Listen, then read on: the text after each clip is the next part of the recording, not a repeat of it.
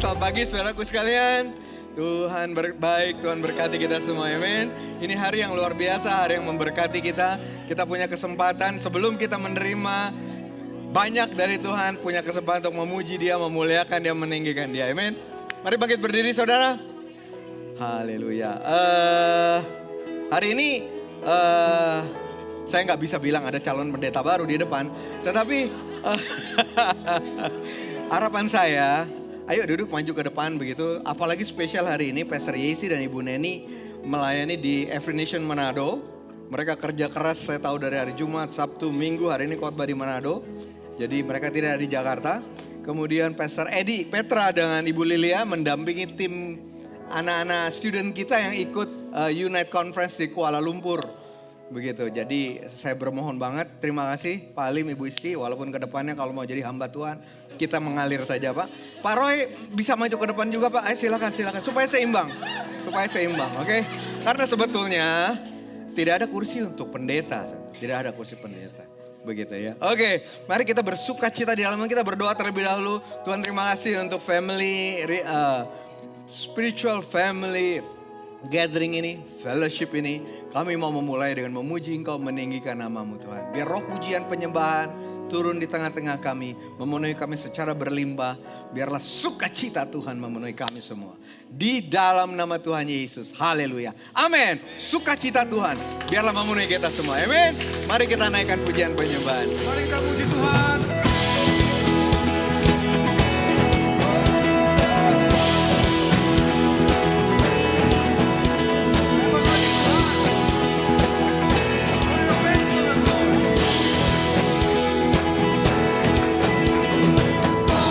Your promises are yes and amen.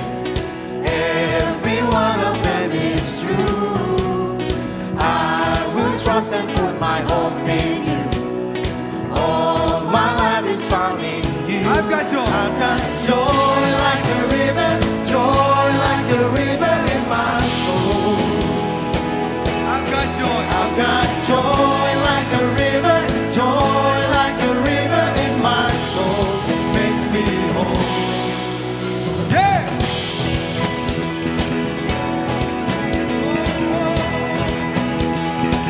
Fix my eyes.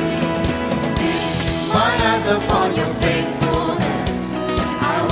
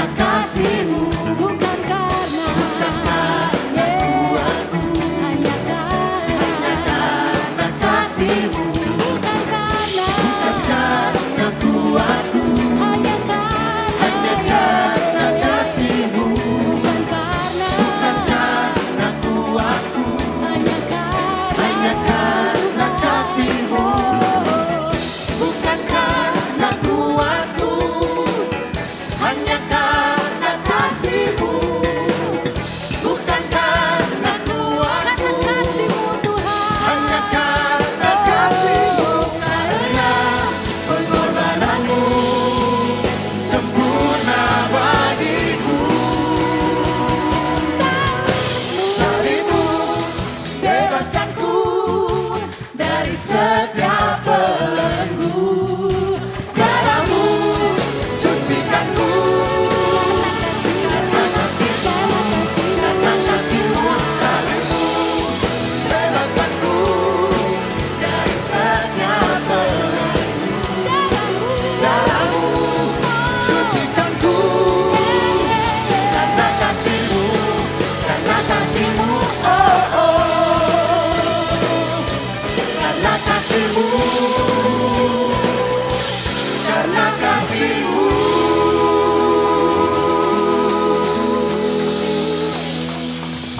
Because of your love, Lord. Karena kasih-Mu Tuhan hidup kami bisa berjalan. Karena kasih-Mu Tuhan, kasih setia-Mu Tuhan, kami gak perlu khawatir akan masa depan kami. Karena Engkau selalu ada bersama dengan kami Tuhan. Thank you Jesus. Thank you, God. Oh, we worship you, Jesus. Thank you, Lord.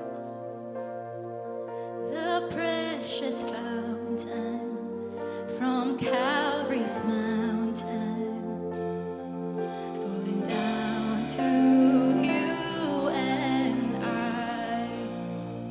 It washes us clean. Oh, what a mystery. That red blood makes me white. Isn't it wild? Doesn't it make you wonder how something so profound could be so simple? Come on, let's sing this out there. The blood. The blood, the blood, the blood, oh the wonderful blood, your love, your love, your love, your love, oh the marvelous love, and let the redeemed, we sing a song, praises belong to the Son, oh the blood, the blood, the blood, the blood, oh the wonderful blood. My precious Jesus, oh I'm so thankful, oh God, I'm so thankful for the day, For the day you saved my life. thank you Lord, As I remember, my heart grows tender. Tears begin to fill my God, eyes. Isn't it wild?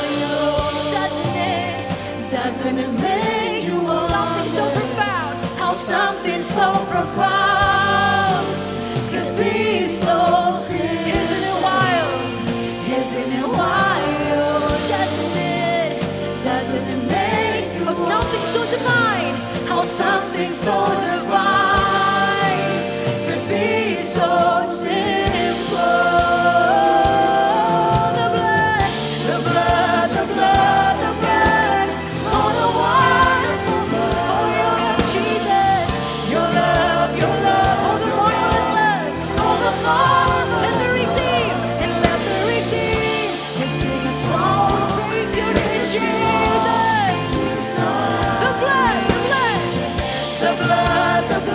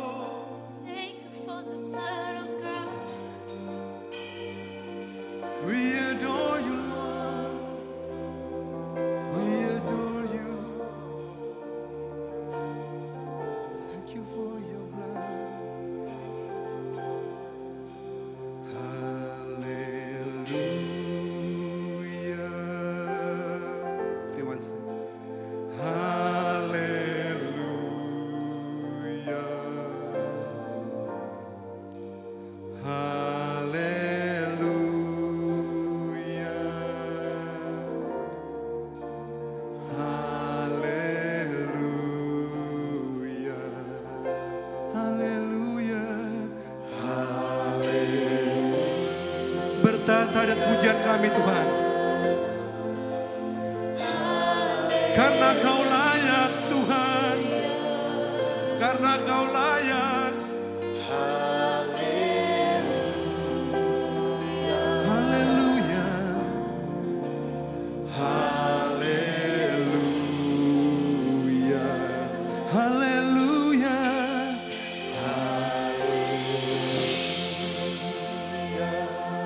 Oh.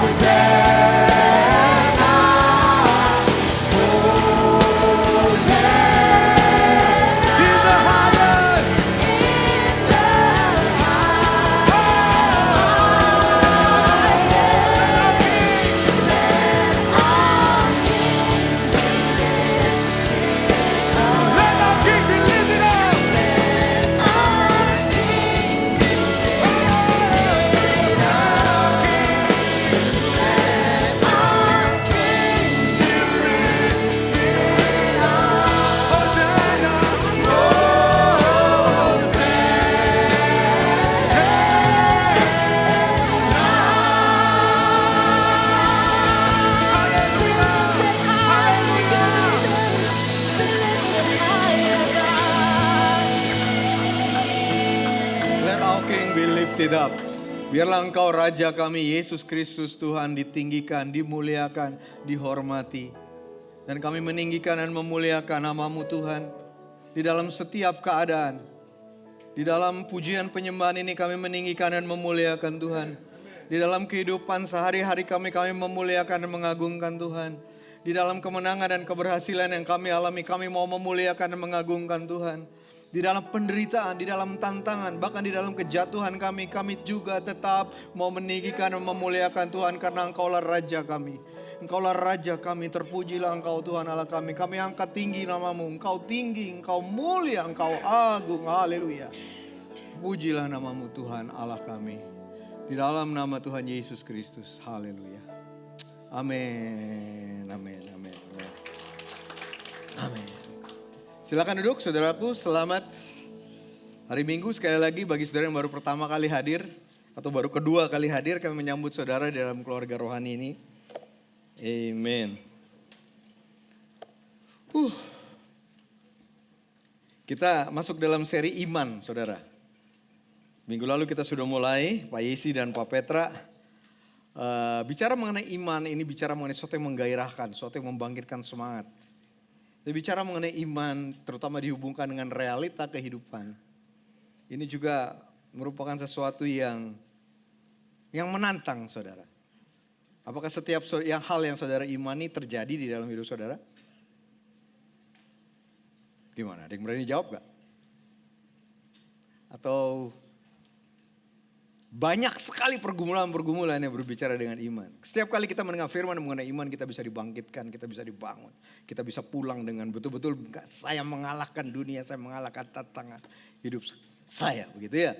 Tapi kemudian di dalam perjalanannya yang kita hadapi, kadang-kadang tidak semudah itu, bukan? Nah, inilah yang mau kita bicarakan. Kita mau belajar dari orang-orang biasa. Tapi mereka berjalan dengan iman. Dan kita lihat apa yang mereka lakukan, yang mereka hasilkan dengan iman mereka. Minggu lalu kita bicara mengenai Nuh. Saudara ingat berapa lama Nuh bangun bahtera? 100 tahun. Dia bangun bahtera 100 tahun di tengah-tengah masyarakat yang mengejek, yang tidak percaya. Dia bangun bahtera di dalam keadaan, di dalam situasi yang tidak ada alasannya dia bangun bahtera. Hujan mungkin enggak. Hujan datang lah ya, enggak pernah hujan pada waktu itu selama 100 tahun. Tapi banjir nggak pernah, genangan air juga mungkin nggak pernah. Tapi Nuh membuat bahtera selama 100 tahun. Saudaraku, kiri kanan mengejek, dunia mengejek. Begitu ya, keadaan mengejek. Untuk apa begitu? Nah pertanyaan saya, 100 tahun bangun bahtera, pernah nggak Nuh patah semangat? Sering. Yang pasti nggak ada di Alkitab Pak. Tapi kita bisa pikirkan, bisa gumulkan bersama. Pernah nggak dia mau nyerah? 100 tahun bangun bahtera. Pernah nggak dia berpikir, aduh ini 100 tahun yang saya buat ini betulan nggak sih? Atau saya menyia-nyiakan waktu saya 100 tahun ini untuk sesuatu yang nggak tahu juga nanti bagaimana. Nah, renungan saya mengenai 100 tahunnya Nuh ini menghasilkan satu gambar yang saya beri nama lingkaran iman. Dan ini diinspirasikan dari cerita mengenai Nuh. Kuncinya, silakan.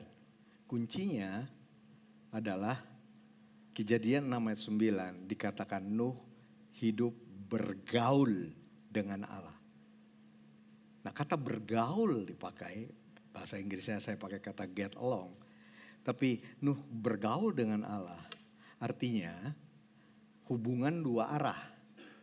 Itu dia yang pertama. Bergaul dengan Allah artinya hubungan dua arah. Bukan hubungan satu arah di mana ini perintahnya kita harus ikuti aja pokoknya perintahnya. Enggak, hubungan dua arah.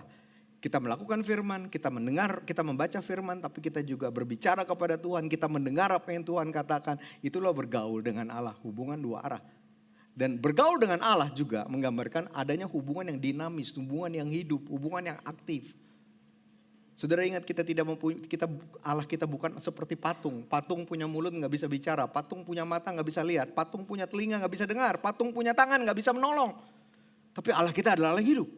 Sehingga hubungan kita dengan Allah, kata bergaul dengan Allah juga mengartikan hubungan yang aktif, hubungan yang hidup, hubungan yang dinamis. Dan dari hidup bergaul dengan Allah, Nuh punya iman yang berani. Ibrani 11 ayat 7. Ibrani mengatakan, jadi awalnya digambarkan Nuh hidup bergaul dengan Allah. Kemudian akibatnya dikatakan di Ibrani 11 ayat 7, karena iman maka Nuh. Nah, iman yang berani timbul dari hidup bergaul dengan Allah. Dan imannya menjadi sedemikian berani sehingga menghasilkan pekerjaan atau tindakan iman. Bangunlah bahtera dia. Dan buat saya inilah siklusnya, siklus iman. Karena pekerjaan iman, tindakan iman, melakukan apa yang dia percaya. Dan bagi Nuh 100 tahun. Dengan kembali ke pertanyaan tadi, selama 100 tahun pernah patah semangat gak? Pernah pasti. Menurut saya pernah. Karena Nuh manusia biasa, bukan manusia super, betul? Tidak. Nah, lalu apa yang dia lakukan? Pada waktu dia patah semangat, pada waktu dia mulai bimbang, pada waktu dia mulai bingung. Balik lagi kan, kemana? Bergaul lagi dengan Allah. Dan waktu dia bergaul dengan Allah, imannya dibangkitkan lagi, dia makin berani lagi beriman. Dan karena dia berani beriman, dia kembali lagi melakukan apa yang memang sedang dia kerjakan. Sehingga 100 tahun bisa dia jalani di dalam circle ini. Bergaul dengan Allah menghasilkan iman yang berani menghasilkan tindakan iman, pekerjaan iman. Dan bagi kita ini dia, pekerjaan iman bisa 1 tahun, bisa 10 tahun, bagi Nuh 100 tahun. Dan yang memaintain dia tetap bisa melakukan pekerjaan iman adalah setiap kali dia bingung, dia ragu-ragu, dia kembali lagi bergaul dengan Allah. Dan lingkaran ini terus berputar, dan terus berputar. Sampai akhirnya hasil dari pekerjaan iman Nuh, bahteranya jadi. Begitu juga dengan saudara. Amin. Bergaul dengan Allah, itu mulainya saudara. Iman bukan sesuatu yang magic. Iman bukan cuma karunia orang-orang tertentu aja yang punya iman. No, setiap kita yang bergaul dengan Allah. Hubungan yang dua arah, hubungan yang aktif, yang dinamis, yang hidup. Kita akan mempunyai iman yang berani. Dan iman yang berani enggak cuma percaya dalam hati. Iman yang enggak berani enggak cuma diperkatakan. Iman yang berani sedemikian akhirnya melakukan pekerjaan, tindakan iman. Dan produk tindakan iman itu yang akan menyelamatkan kita, yang menghasilkan terobosan buat kita. Tetapi untuk sampai ke situ, kalau lagi, nah itu dia kan, itu dia yang namanya waktunya itu. Berapa lama, kalau patah semangat, kembalilah bergaul dengan Allah. Biarlah siklus ini terus berputar. Dan ini yang saya percaya. Pelajaran yang Tuhan berikan kepada kita melalui cerita Nuh. Hari ini, judulnya saya berikan iman yang berani melangkah bersama Allah. Hari ini setelah minggu lalu bicara mengenai Nuh, kita bicara mengenai Yonatan. Dari 1 Samuel 14. Saya ingin ambil kesimpulan dulu untuk saudara mengerti siapa Yonatan ini sebelum kita bahas lebih jauh. Iman yang berani, Yonatan ini memiliki iman yang berani, iman yang aktif, iman yang bergantung kepada Allah, iman yang mempercayai kuasa Allah, iman yang bertindak dengan keyakinan, dan iman yang mengundang campur tangan Allah dalam situasi yang tampaknya mustahil. Ceritanya begini, Israel pada waktu berada di dalam tekanan Filistin. Dan Filistin dibanding dengan Israel, wah gak ada bandingannya. Di Alkitab dikatakan Filistin pasukan berjalannya itu seperti pasir banyaknya. Itu yang pertama. Yang kedua, Filistin semua prajuritnya diperlengkapi dengan pedang dan tombak. Itu yang kedua. Yang ketiga, Filistin mempunyai kereta kuda yang banyak. Lihat dengan Israel. Waktu berhadapan dengan Filistin yang menyertai Saul jumlahnya 600 orang. Nah Filistin gak bisa disebut karena gak kehitung. Tapi yang Israel kehitung karena 600 orang. Jomplang kan? Yang kedua, di dalam situasi pada waktu itu, semua orang Israel punyanya kayaknya bambu runcing. Mereka gak punya pedang, mereka gak punya tombak. Di Alkitab dikatakan pada waktu itu yang punya pedang dan tombak cuma 2 orang. Cuma Saul sebagai raja, cuma Yonatan anaknya. Cuma 2 itu aja, yang lain gak punya. Dan tentu yang ketiga apalagi kereta kuda gak ada. Jadi itulah perbandingannya dan itulah yang dihadapi oleh bangsa Israel. Bangsa Filistin yang seperti itu. Saul rajanya. Apa yang dilakukan oleh Saul menghadapi Filistin yang luar biasa? Alkitab menggambarkan Saul duduk di bawah pohon. Tidak berbuat apa-apa.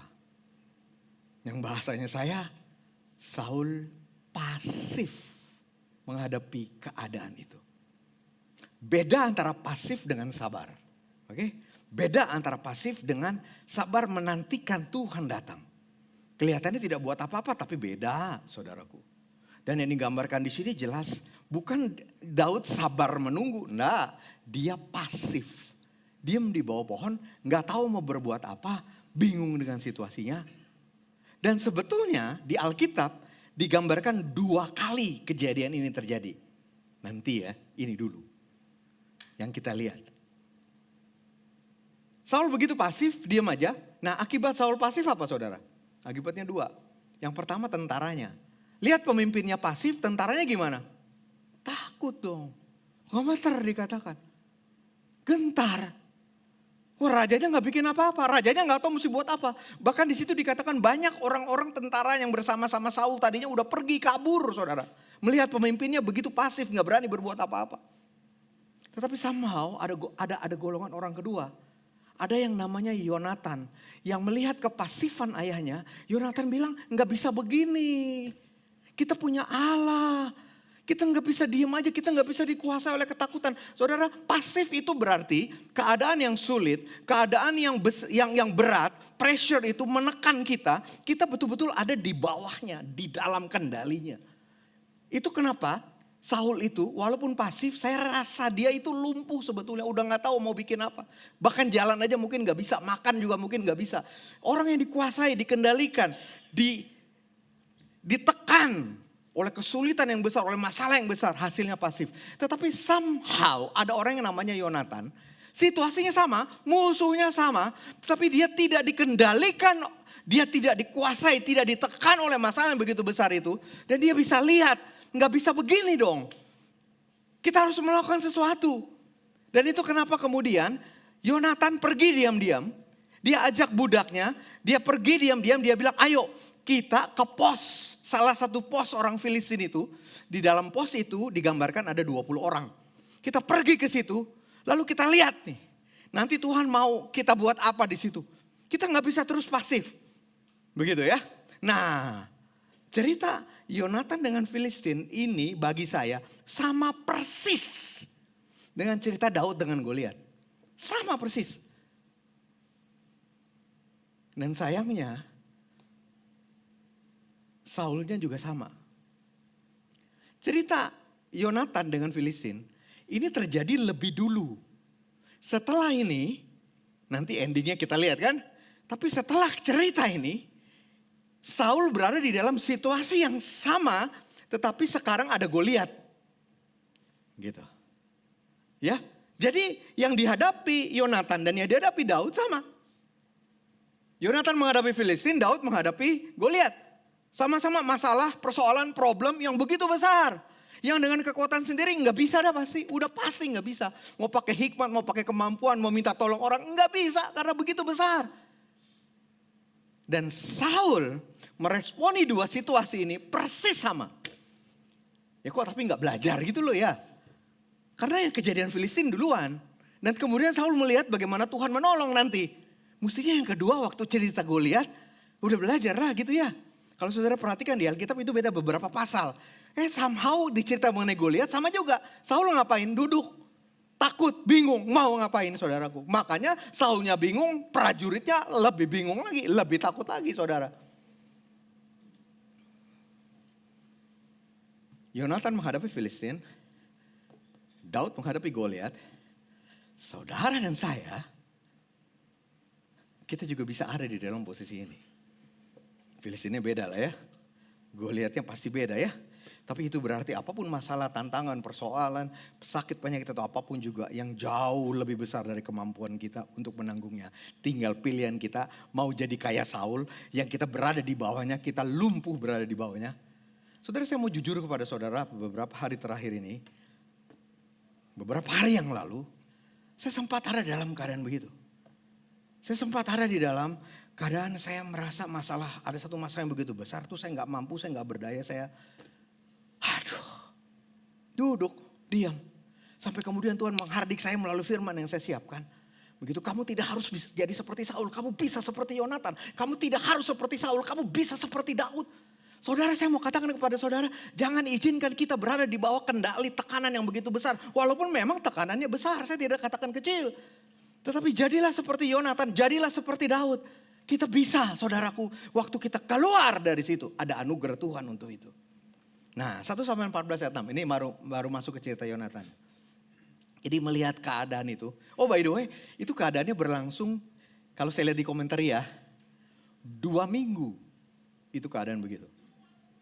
Filistinnya ngancem, pasukannya luar biasa banyaknya, Saul ketakutan, tidak terjadi apa-apa, itu berlangsung 2 minggu.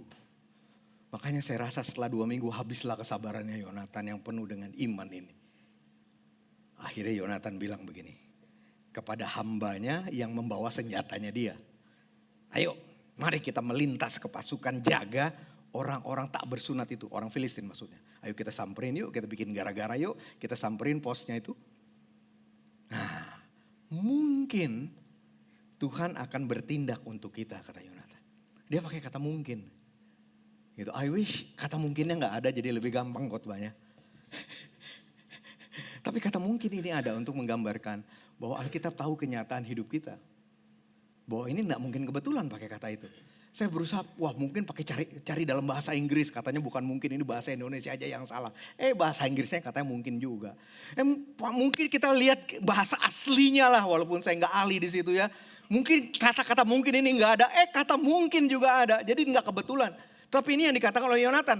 Jadi dia ajak hambanya, yuk kita cari gara-gara, yuk kita datangin pos orang Filistin itu. Mungkin Tuhan akan bertindak untuk kita, sebab bagi Tuhan, gitu ya. Jadi mungkin Tuhan akan bertindak untuk kita. Tapi keyakinannya ini, sebab bagi Tuhan tidak sukar untuk menolong, entah dengan banyak orang, entah dengan sedikit orang. Jadi sebetulnya Yonatan bertindak berdasarkan keyakinan dia bahwa Allah berkuasa atas situasi apapun.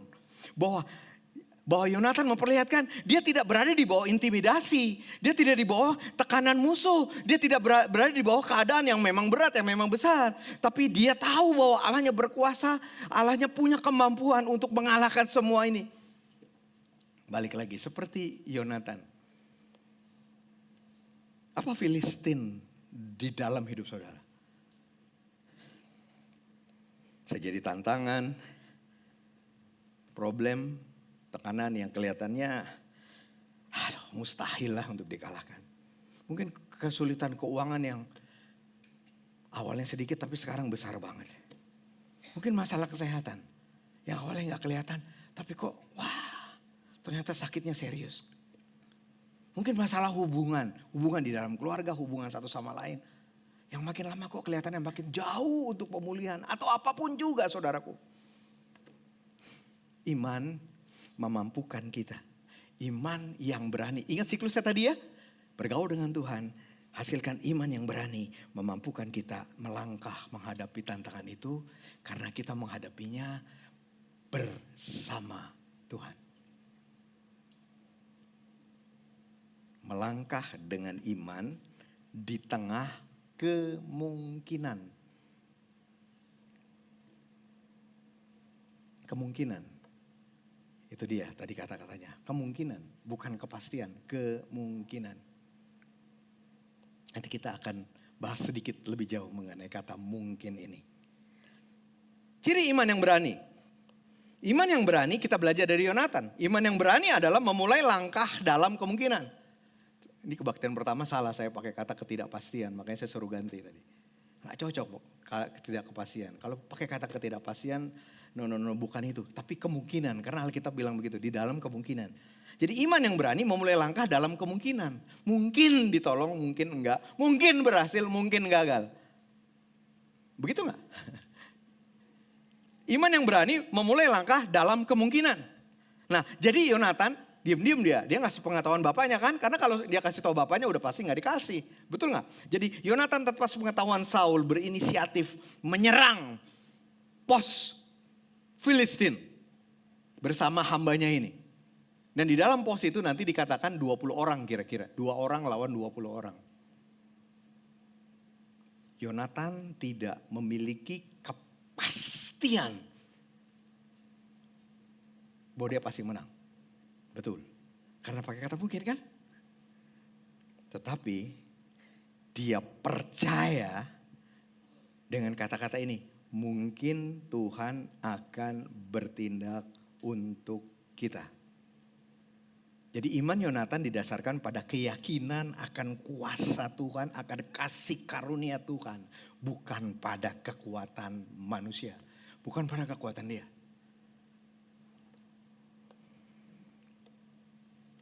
Jadi pelajarannya apa saudara? Iman yang berani tidak menunggu semua detail jelas dulu. Tetapi melangkah dengan percaya bahwa Allah akan bertindak. Ada dua kemungkinan kalau kita dapatkan detail jelas dulu baru melangkah. Kemungkinan yang pertama gak perlu iman. Lo udah detail udah jelas. Kamu perlu iman apa? Udah pasti berhasil.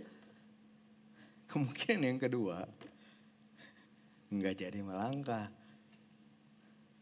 Waduh, bukan begini. Makanya Tuhan senang pakai kata mungkin ini. Supaya iman bisa bekerja, supaya iman bisa didevelop. Karena keberanian beriman berasal dari keyakinan akan karakter Allah. Karakter kesetiaan Allah yang tidak berubah. Saudara, Allah adalah kasih, itu karakternya dia, itu gak mungkin berubah. Itu kenapa seberapa kali, seberapa dalam saudara berdosa, asal saudara bertobat dan kembali kepada Tuhan, ada pengampunan. Karena karakternya dia kasih. Nah ini juga begitu. Kesetiaan adalah karakternya dia. Dan Yonatan begitu yakin, begitu percaya sehingga kita juga perlu yakin dan percaya kepada karakter Allah. Karakter Allah ini menunjukkan siapa dia. Ini dia tidak pernah berubah. Dia setia. Dia penuh dengan kasih setia. Kembali lagi, siapa Filistin dalam hidup kita? Ketakutan kita terhadap apa sih? Masa depan, karir, bisnis, pekerjaan yang saudara baru mulai, keuangan, konflik keluarga. Saudara menghadapi Filistin itu, izinkan saya mengatakan mari kita tiru Yonatan dengan apa langkah iman yang bisa kita ambil. Meskipun dalam persentase kemungkinan, bukan kepastian. Tapi ini yang dilakukan oleh Yonatan dan ini yang saya mau bagi kepada saudara dan saya mau ajak saudara, mari kita bersama-sama melangkah dengan iman di dalam kemungkinan tersebut dengan berani. Ada seorang ibu di dalam ruangan ini, seorang businesswoman yang saya tahu sedang berjuang di dalam bisnisnya, di dalam pekerjaannya. Dan bagi saya perjuangannya luar biasa. Fighting spiritnya luar biasa. Dan kalau saudara tanya kepada ibu tersebut, kepada businesswoman tersebut, yang dia lakukan, ujung-ujung apa? Kemungkinan, bukan kepastian. Tetap kemungkinan. Tetapi ini yang diajarkan, ini yang dilakukan oleh Yonatan. Walaupun mungkin, kemungkinan aja, tetap dia berjuang dengan luar biasa. Dia berjuang luar biasa ibu ini. Saya banyak belajar dari ibu ini. Bahkan sebetulnya pelajaran, saya nggak ngomong sama dia. Karena waktu saya dapat pelajaran itu kayaknya gengsi juga ngomong sama dia. Masa ngomong, aduh kamu yang... Tapi hari ini saya akui gak boleh gengsi-gengsi. Saya belajar dari ibu ini betapa pun kalaupun yang kita lihat cuma kemungkinan. Isilah kemungkinan itu dengan melangkah dengan iman. Melangkah dengan berani dengan iman. Saya jadi ingat. Saya COVID. Kena COVID Februari 2021 saudara. Waktu positif COVID. Wah. Percaya Tuhan sembuhkan. Saya beriman percaya Tuhan sembuhkan. Diisolasi kan?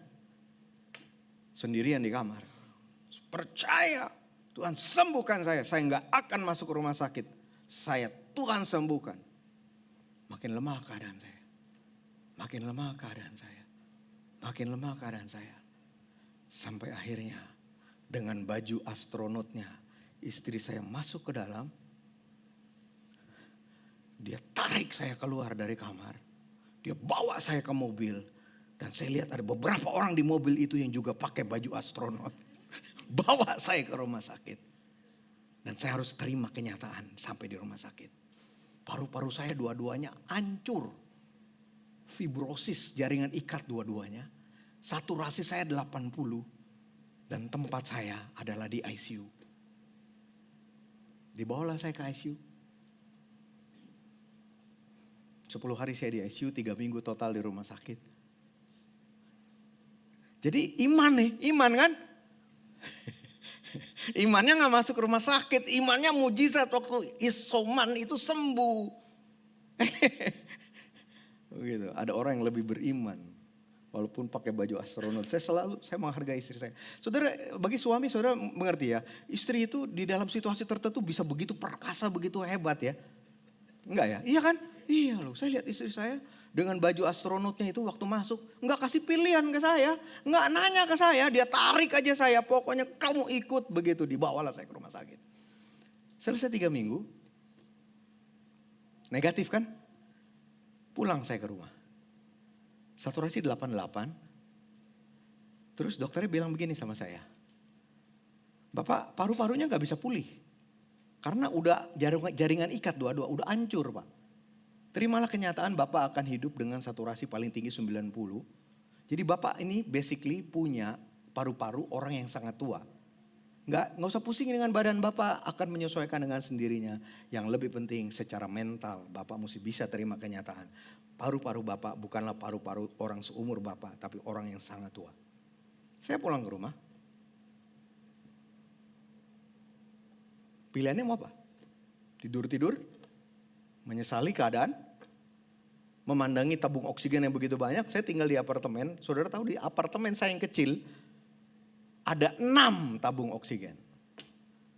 Kita berlima, jadi lebih banyak tabungnya dari orangnya di dalam apartemen itu waktu itu.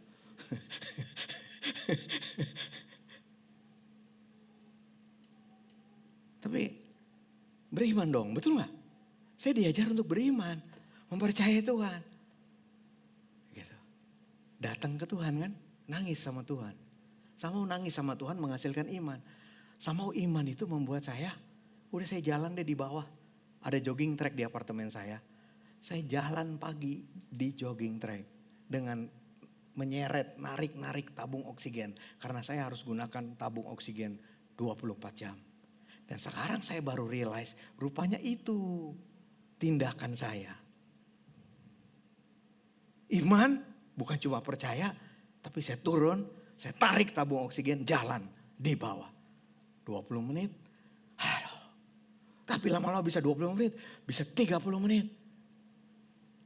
Semua kemungkinan. I wish saya tahu gitu ya, bakal kayak gini lagi. Semangat lakukannya. Tapi kan kemungkinan kan, pada waktu itu kan kemungkinan. Tapi gak apa-apa, paling tidak saya lakukan aja. Saturasi tanpa tambahan oksigen dari 88 naik 90, 91, 92, 93, 94, 95, 96, 97 dan normal. Di CT scan hilang semua fibrosisnya. Hitam lagi CT scan-nya. Loh, saudara, apa bedanya dengan iman saya yang pertama dulu tuh? Saya nggak tahu juga deh. Tapi yang pasti iman harus sampai kepada tindakan. Waktu itu imannya gak mau ke rumah sakit. Salah ya berarti ya. Ini imannya walaupun saturasinya jelek. Walaupun pakai oksigen jalan di bawah. Begitu, itu yang saya lakukan. Nah, mari kita kembali ke kata mungkin. Mungkin di dalam 1 Samuel 14 ayat 6. Sebenarnya kata mungkin ini menunjukkan iman Yonatan yang kuat. Kuat loh imannya. Karena walaupun janjinya mungkin dia tetap lakukan tindakan iman. Dia tetap melangkah. Iman yang kuat namun rendah hati. Karena dia mengakui kedaulatan Allah. Sambil tetap bertindak dengan iman. Ada faktor kedaulatan Allah. Kehendak Allah.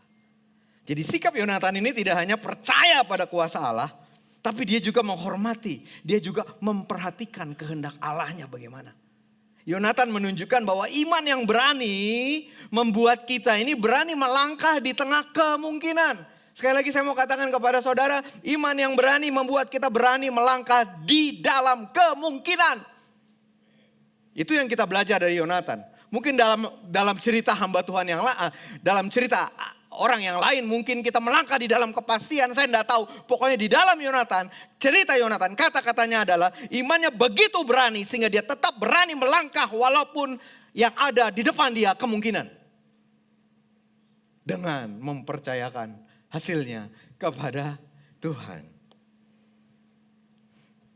Nah, makanya yang kemudian iman yang berani bergantung pada tanda-tanda Allah. Jadi udah berani nih, udah datang nih, udah ngomong mungkin Tuhan buat kita menang. Tapi Yonatan tidak berhenti di situ. Dalam cerita ini, dia bilang begini ke hambanya ini. Sekarang kita bikin panas itu, para penjaga di pos itu. Kita melintas ke orang-orang itu. Kita perlihatkan diri kita ke mereka. Lalu kita dengar apa yang mereka bilang. Kalau mereka bilang, jangan bergerak, kami akan datang kepadamu. Maka itu tandanya kita jangan maju. Itu menurut Yonatan. Kita jangan datengin mereka. Tapi kalau yang kita dengar dari mereka, ayo naik ke sini. Hadapi kami di sini. Nah, kalau itu artinya Tuhan mau kita datengin mereka dan Tuhan akan buat kita mengalahkan mereka. Saya nggak bahas pengertian ini kenapa yang begini kenapa, tapi intinya Yonatan minta tanda kan? Artinya Yonatan tidak bertindak gegabah juga. Iman itu tidak nekat. Yonatan tetap mencari konfirmasi ilahi. Itulah sebabnya perlu keseimbangan antara iman dan kepekaan terhadap pimpinan Tuhan, terhadap kehendak Tuhan. Dan dia punya pembawa senjata kan? Jadi dia ngomong ini ke pembawa senjata. I don't know kalau pembawa senjatanya, wah jangan gitu kan. Kalau mati yang mati bukan cuma Tuhan, saya juga mati. Jangan enggak. Tapi sama pembawa senjatanya, waktu dia dengar Yonatan mengatakan itu, pembawa senjatanya malah bilangnya begini, bulatkan tekadmu, aku sehati dengan engkau. Jadi penting ya, ada orang-orang yang bersama-sama dengan kita yang juga beriman. Dan selalu saya mau beritahu kepada saudara, pelajaran bagi saya adalah, kalau ada orang yang lebih beriman dari saudara, akui itu dan ikuti iman orang itu. Sama pengalaman membuat saya melakukan itu. Saudara ingat kita masuk gedung ini November 2024 lalu? Ini bukan iman saya udah bilang kan. Iman siapa ini? Iman Pak Petra. Pak Petra yang bilang saya, Pak November kita masuk ke gedung ini. Dalam hati saya, mana mungkin kita masuk. Terus saya punya pilihan gini, jangan mimpi kamu, jangan lakukan itu. Udah diam aja, tunggu aja tanda lain yang lebih tegas. Tapi saya tidak lakukan itu. Saya belajar. Kalau saya bersama-sama dengan orang yang lebih beriman, akui aja lah gitu loh. Jangan aduh, kan saya senior pastornya, kan Pak Petra. Ya, ngerti gak? Aduh enggak ada begitu-begitu saudara. Saya begitu lihat waktu itu dia beriman, saya tidak beriman. Mending saya putuskan ikutin dong orang yang beriman, betul gak? Jadi saya langsung, walaupun saya enggak, aduh gitu ya. Tapi oke, saya ikut kamu, saya ikut percaya sama kamu. Dan itu yang terus-menerus dilakukan terhadap gedung ini. Setelah kita masuk dengan semua biaya yang dibutuhkan, setelah kita masuk dengan segala macam. Saudara, begitu banyak saudara yang ada di dalam ruangan ini lebih beriman dari saya. Sehingga kita bisa berbakti di tempat ini. Saya mau akui itu. Tetapi keputusan yang selalu saya ambil adalah menghadapi orang-orang yang lebih beriman, saya ikutin aja, bukan mencegah mereka. Termasuk jika istri saya. Ada waktu-waktu istri saya lebih beriman dari saya. Saya mau mengatakan dengan segala hormat, karena saya laki-laki, saya kepala keluarga. Oke, kita harusnya memimpin, kita harus beriman. Tetapi kita bukan super, betul nggak? Ada waktu-waktu kita lebih lemah dari istri kita. Kemudian kalau kita lihat istri kita lebih beriman, jangan cegah iman dia. Jangan batasi iman dia. Malah ikutin dong iman dia. Jangan takut, gak usah malu melakukan itu. Karena itu juga yang sering saya lakukan. Ada waktu-waktu istri saya lebih beriman dari saya. Saya ikutin dong dia. Yuk lakukan itu, amin. Jangan kepanjangan di situ, tapi itulah dia. Komunitas itu penting. Jadi iman yang berani tidak bertentangan dengan mencari kehendak Tuhan, pimpinan Tuhan. Karena iman juga melibatkan ketaatan kepada kehendak Tuhan, bukan sekedar keberanian buta, saudaraku.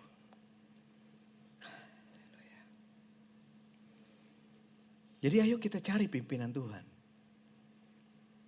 Doa firman Tuhan. Minta nasihat kepada orang yang lebih rohani. Pada pemimpin rohani kita. Terutama sebelum kita mengambil keputusan-keputusan yang besar.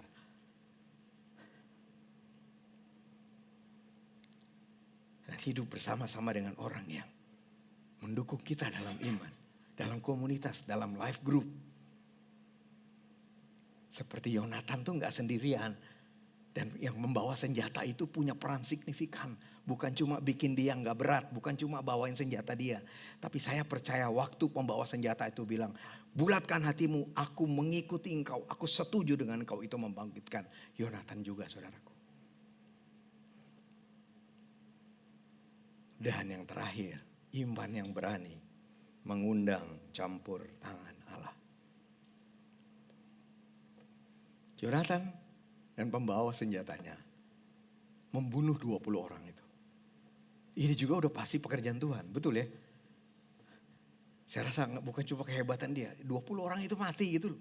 Dia naik lagi, orang yang nunggu di atas, dia naik, dia bunuh 20 orang itu. Tapi pada waktu Yonatan melakukan itu, Tuhan menghargai tindakan imannya Yonatan. Dengan Alkitab mengatakan ada gempa bumi di situ.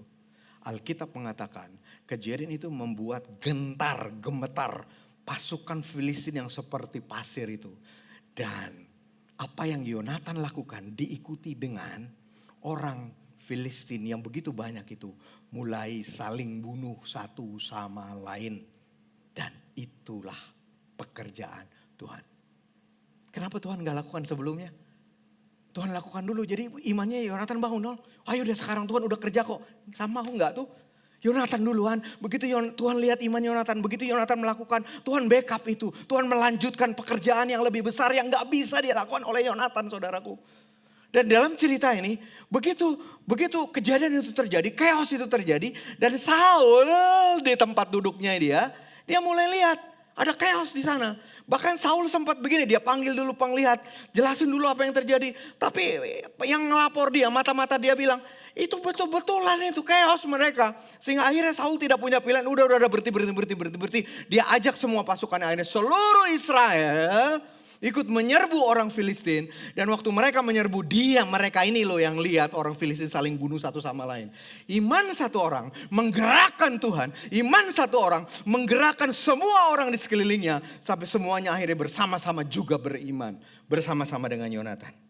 Iman Yonatan menjadi pemicu, penggerak yang memungkinkan terjadinya karya Allah yang lebih besar. Dan memperlihatkan kepada kita iman satu orang bisa mempengaruhi banyak orang. Itu kenapa momen istri saya lebih beriman dari saya. Saya putuskan ikuti dia, jangan cegah imannya dia. Amin, saudaraku. Iman yang berani menggerakkan tangan Allah untuk bertindak. Dan kemenangan bukan karena kekuatan Yonatan, tetapi karena kuasa Allah yang bekerja melalui imannya. Jadi mari kita percaya sekecil apapun langkah iman kita dapat memicu karya Allah yang lebih besar.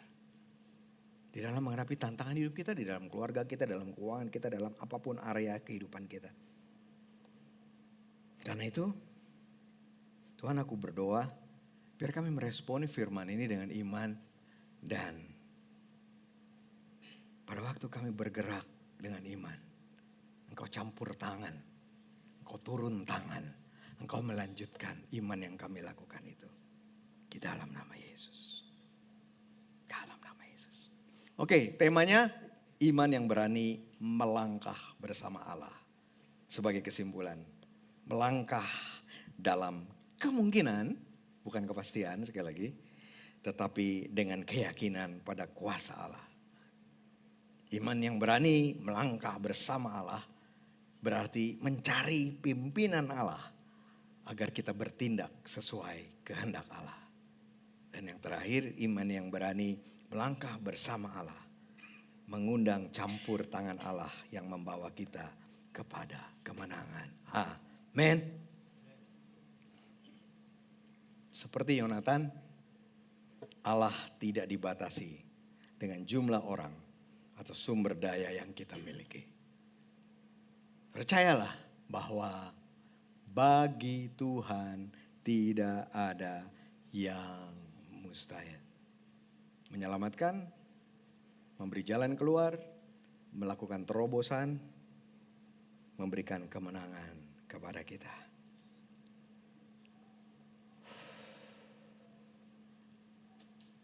Aku berdoa, Tuhan, biar iman kami menjadi iman yang berani karena Tuhan. Di dalam nama Yesus. Untuk kami berani melangkah bersama Tuhan. Di tengah kemungkinan, kami berani tetap melangkah bersama Tuhan. Dan menyerahkan hasilnya kepada Tuhan. Ingat kata-kata Yonatan tadi, mungkin Tuhan akan bertindak untuk kita. Kita serahkan itu kepada Tuhan. Tetapi mari kita yakini bersama-sama.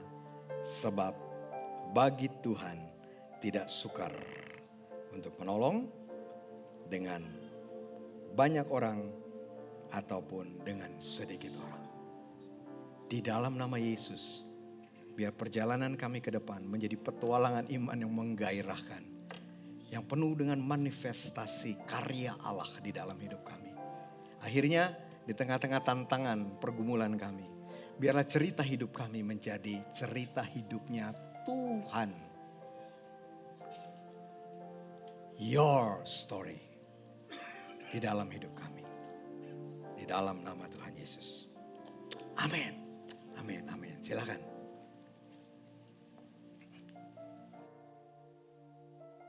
Firman yang sangat menguatkan Pak Yahya. Saya belajar dari firman yang disampaikan tadi bahwa dengan berjalan bersama dengan Tuhan dan bagaimana kita memberanikan diri melangkah di dalam iman akan membuat bahkan di dalam ketidakmungkinan pun kita akan selalu menemukan kemungkinan. Amin. Kita akan lanjutkan ibadah kita pada siang hari ini dengan kita membawa persembahan persepuluhan, persembahan misi. Itu bisa disampaikan melalui QR Code yang ada di layar maupun secara transfer ataupun tunai melalui kotak biru yang ada di depan. Sebelum kita memberikan persembahan, saya mau ajak kita semua untuk membaca ayat yang disampaikan oleh pemazmur dari Mazmur 139. Ini mungkin agak jarang-jarang ya ayat ini ketika kita mau memberikan persembahan untuk kita coba tanya, coba minta sama Tuhan. Tapi hari ini mari kita sama-sama baca ini sebelum kita memberikan persembahan dari Mazmur 139 ayat 23 sampai 24. Selidikailah aku ya Allah, dan kenalah hatiku. Ujilah aku dan kenalah pikiran-pikiranku. Lihatlah apakah jalanku serong dan tuntunlah aku di jalan yang kekal. Persembahan merupakan satu wujud pengakuan kita atas kebaikan dan kasih setia Tuhan. Juga keyakinan atau iman kita yang berani mengatakan bahwa Tuhan yang akan mencukupi segala kebutuhan kita. Mari kita berdoa. Bapa, terima kasih Tuhan, karena bersama-sama dengan Engkau Tuhan kami pasti akan bisa melihat begitu banyak kemungkinan. Ajar kami Tuhan untuk kami melangkah dengan keberanian, dengan iman yang berdasar kepada Engkau Tuhan. Bapa, pada saat ini kami mau memberikan apa yang Kau percayakan kepada kami untuk kami kelola. Bapa, kami berdoa biarlah setiap persembahan ini Tuhan, Kau tahu, Kau menyelidiki hati kami Tuhan, Kau tahu apa yang terjadi dalam kehidupan kami. Kami mau beriman Tuhan, bahwa persembahan ini akan menghasilkan buah. Bahwa persembahan ini akan dapat membawa banyak jiwa-jiwa baru kepada Engkau Tuhan. Dan hidup kami akan makin memuliakan nama Engkau saja ya Bapa. Di dalam nama Yesus kami berdoa dan mengucap syukur. Amin. Terima kasih atas kesediaan saudara-saudari Bapak Ibu semua dalam memberi. Tuhan Yesus memberkati. Ya, persilakan Pak Yahya. Amin. Mari bangkit berdiri saudara. Kami mengucap syukur untuk kebaktian hari ini. Tuhan, kami pulang dengan iman yang kuat kepada Engkau, yang terus bertumbuh kepada Engkau. Dan buat kami menjadi orang-orang yang senang bergaul dengan Allah. Di dalam nama Tuhan Yesus. Terpujilah namamu Tuhan. Aku berdoa ada pengalaman-pengalaman iman yang sungguh-sungguh diberkati oleh Tuhan. Diteguhkan oleh Tuhan. Terutama di dalam tantangan-tantangan yang kami hadapi di depan. Karena Engkau sendiri yang mengatakan bahwa setiap kami yang lahir dari Allah, kami mengalahkan dunia. Dan iman itulah yang mengalahkan dunia. Pekerjaan Tuhan terjadi dalam hidup kami. Biar kami mengalami lebih, dan lebih lagi. Pekerjaan Tuhan, mujizat Tuhan, perbuatan ajaib Tuhan di hari-hari ke depan kami. Di dalam nama Tuhan Yesus. Pulanglah saudara, terimalah berkat Tuhan. Kasih karunia dari Allah Bapa, damai sejahtera dari Tuhan Yesus Kristus, persekutuan penghiburan dan kekuatan dari Roh Kudus menyertai saudara. Diberkatilah saudara, diberkatilah keluarga saudara, diberkatilah apapun yang saudara lakukan dalam minggu ini yang sesuai dengan kehendak Tuhan. Tuhan Yesus memberkati saudara dan keluarga saudara. Di dalam nama Tuhan Yesus, amin. Amin, amin. Selamat hari Minggu, Tuhan Yesus memberkati saudara.